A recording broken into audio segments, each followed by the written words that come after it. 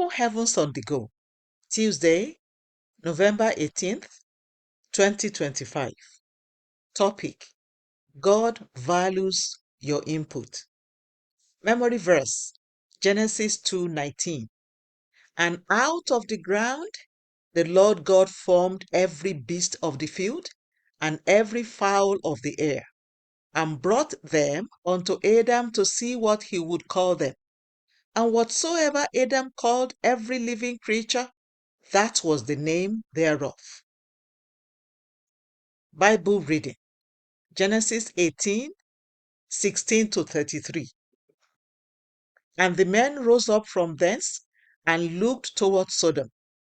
And Abraham went with them to bring them on the way. And the Lord said, Shall I hide from Abraham that thing which I do, seeing that Abraham shall surely become a great and mighty nation, and all the nations of the earth shall be blessed in him?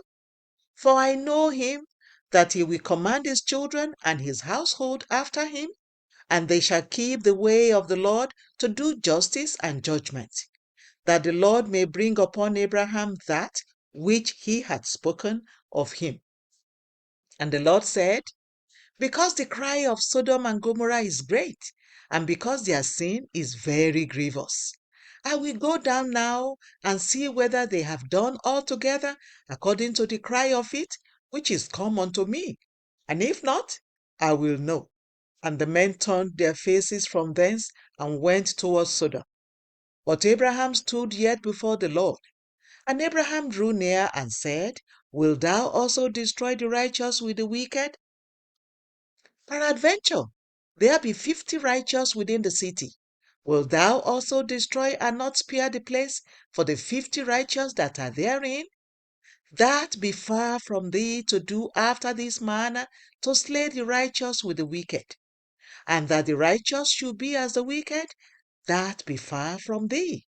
Shall not the judge of all the earth do right? And the Lord said, If I find in Sodom 50 righteous within the city, then I will spare all the place for their sakes. And Abraham answered and said, Behold now, I have taken upon me to speak unto the Lord, which am but dust and ashes. Peradventure there shall lack 5 of the 50 righteous. Wilt thou destroy all the city for lack of 5?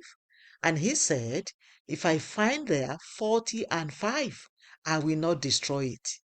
And he spake unto him yet again and said, Peradventure there shall be 40 found there. And he said, I will not do it for 40's sake. And he said unto him, Oh, let not the Lord be angry, and I will speak. Peradventure there shall 30 be found there. And he said, I will not do it, if I find 30 there. And he said, Behold now, I have taken upon me to speak unto the Lord. Peradventure there shall be 20 found there. And he said, I will not destroy it for 20's sake. And he said, Oh, let not the Lord be angry, and I will speak yet but this once. Peradventure 10 shall be found there. And he said, I will not destroy it for 10's sake. And the Lord went his way. As soon as he had found communing, he has left communing with Abraham. And Abraham returned unto his place.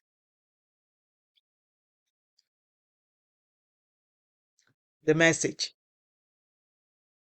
I have noticed in my walk with God that even though He is almighty and omnipotent, He always wants to do things in partnership with His children. Many times, when He wants to do something, He will ask His children to handle a part of it while He does the rest. In today's memory verse, He took the animals He had made to Adam for him to name them, and whatsoever Adam called them became their names.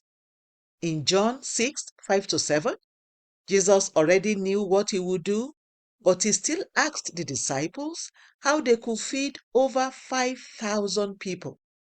Eventually, he used the lunch of a little boy that one of his disciples brought to him to feed the crowd.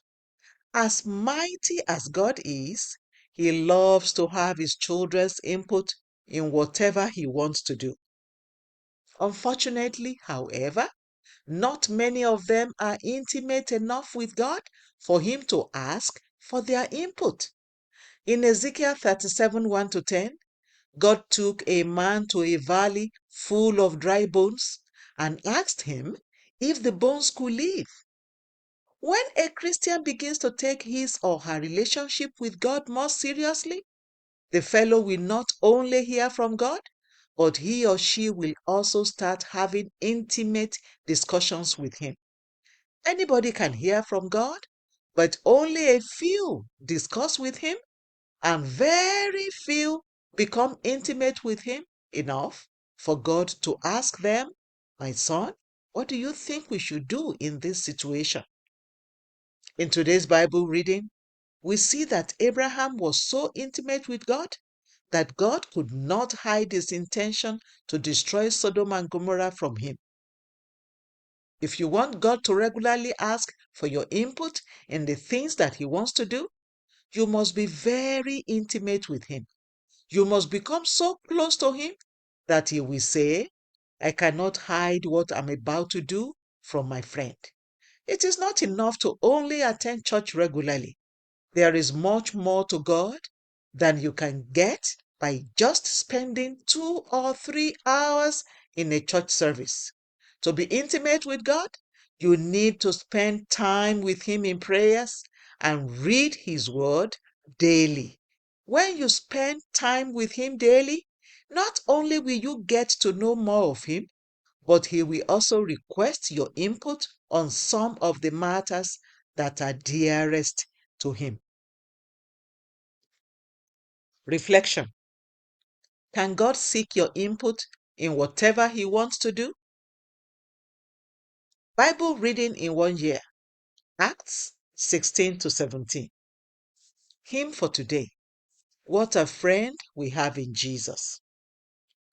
The Open Heavens is written by Pastor E.A. Adeboye, the General Overseer of the Redeemed Christian Church of God. God bless you.